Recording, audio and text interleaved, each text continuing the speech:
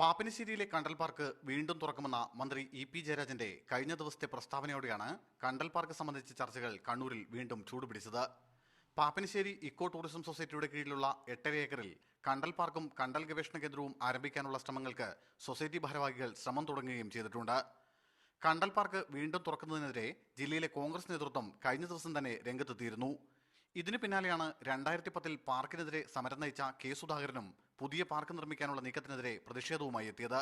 ആ കണ്ടൽക്കാട് സംരക്ഷണത്തിന്റെ പേരിൽ അത് തകർക്കാൻ ശ്രമിച്ചപ്പോഴാണ് ഞങ്ങൾ നിയമാനുസൃതമായി മുമ്പോട്ട് പോയതും അത് നിർത്തിയതും. ഇനിയും ആ പ്രോസസ് നമ്മൾ തുടരും. അത് ഇ.പി. ജയരാജനും പിണറായി വിജയനും ഇടതുപക്ഷ ഗവൺമെന്റും വിചാരിച്ചാൽ അത് പുനഃസ്ഥാപിക്കാൻ സാധിക്കുന്നതല്ല എന്ന് ഇനിയെങ്കിലും ശ്രീ ജയരാജൻ മനസ്സിലാക്കണമെന്ന് എനിക്ക് അതിനെക്കുറിച്ച് പറയാനുണ്ട്.